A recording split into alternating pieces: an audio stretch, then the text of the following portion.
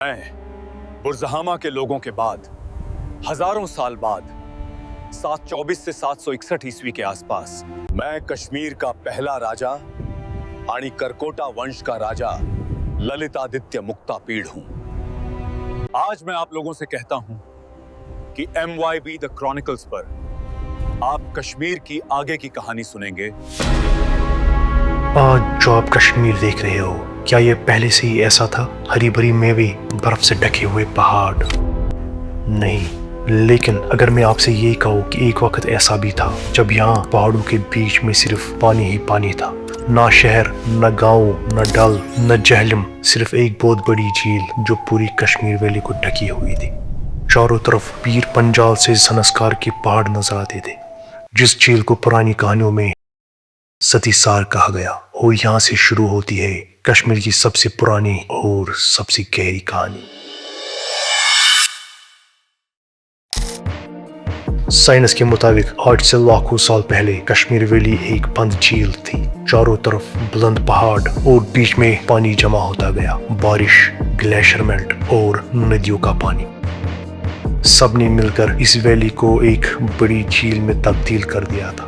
उस वक्त कश्मीर रहने लायक नहीं था, जमीन का नामो निशान नहीं था, सिर्फ पानी और पहाड़। ये कोई कहानी नहीं। जियोलॉजिस्ट्स ने वैली के सेडिमेंट्स, मिट्टी के लेयर्स और फॉसिल्स के जरिए इस बात को कंफर्म किया है। अब सवाल उठता है, इतना सारा पानी आखिर गया कहाँ? साइंस का जवाब है बारामूला। हजारों सालों का प्रेशर, अर्थक्वेक्स और इरेशंस की वजह से तकरीबन 12,000 साल पहले इन पहाड़ों के बीच में एक नेचुरल गैप बना और फिर धीरे धीरे उस बड़ी झील का पानी बारामूला की तरफ से निकलना शुरू हुआ। ये कोई एक दिन का सैलाब नहीं था, ये प्रोसेस हजारों साल चला। हजारों सालों में पानी धीरे धीरे कम होता गया और काफी सालों बाद जमीन दिखने लगी।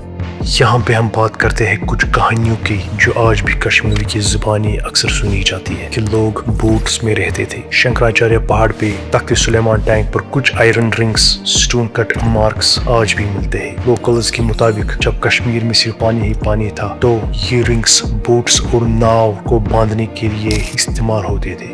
और दूसरी एक कहानी, लोग कहते हैं कश्यप ऋषि ने ये सारा पानी अपनी शक्ति से बारामूला की तरफ से निकाला था। क्या ये सच है?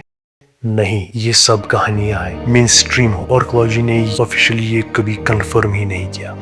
ये सिर्फ कश्मीर की स्पिरिचुअल और कल्चरल इमेजिनेशन का हिस्सा है, साइंटिफिक एक्सप्लेनेशन नहीं। आर्कियोलॉजी के मुताबिक जब पानी निकल चुका था और वैली ड्राई हो चुकी थी तो फर्टाइल जमीन बनी, पेड़ पौधे उगने लगे, जानवर आए, क्लाइमेट थोड़ा स्टेबल हुआ और जब कश्मीर रहने लायक बना तब इंसान यहाँ आने शुरू हुए। कश्मीर के बहुत से अलग अलग गुफाओं में रहने लगे, जिसमें एक मशहूर है बुरजहामा। ठहरो, ये जगह रहने के लिए ठीक लगती है। हाँ, शायद इसका नाम कश्मीर होगा। जहाँ उस जमाने में लोग सेटल होने लगे। बुरजहामा का मतलब ब्रीच ट्रीज का जमीन, जिसको हम कश्मीरी में बुरजुकुल कहते हैं। ये बात तकरीबन 3000 BCE पुरानी है। यहाँ लोग सिर्फ बुरजहामा में नहीं रहने लगे बल्कि त्राल के गुफक्राल से लेकर बारामूला तक कश्मीर की वादी में जमीन के नीचे कई गुफाओं में रहने लगे। साइंस के मुताबिक ये लोग माइग्रेंट थे। वो central Asia, north west India, Afghan, Balochistan region से ग्रेजुअली मूव करके आए थे। ये माइग्रेशन फर्टाइल जमीन की तलाश में थी, क्लाइमेट चेंज की वजह से थी, एक नेचुरल ह्यूमन मूवमेंट थी। मतलब ये कश्मीर के पहले बसने वाले लोग थे। मैं MYB 2026 से टाइम ट्रैवल करके यहाँ आया हूँ। आप मुझे बताइए, आप कश्मीर किस लिए आए थे? हम यहाँ तब आए जब ये जमीन रहने लायक बनी। हमें कश्मीर की मिट्टी, पानी और मौसम अच्छा लगा, इसलिए हम यहीं आ गए। तो क्या ये हमारे पूर्वज भी हैं? ये लोग ठंडी क्लाइमेट से बचने के लिए पिट्स में, मतलब गुफाओं में रहते थे। जानवरों का शिकार, फार्मिंग भी शुरू कर चुके थे। जानवर पालते थे, भेड़, बकरियां, कुत्ते पालते थे।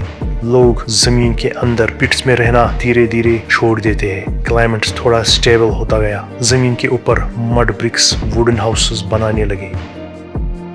साल 1960 और 1970 बुरजहामा में आर्कियोलॉजिकल सर्वे ऑफ इंडिया को यहाँ जो मिला वो हैरान कर देने वाला था।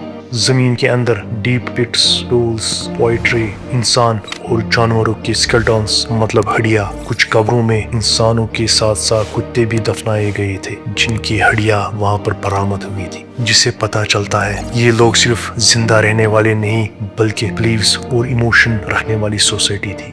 पानी निकला, जमीन बनी, लोग आए, घर बने और गुफाओं से शुरू हुई कश्मीर की इंसानी कहानी। Subscribe, bye, take care.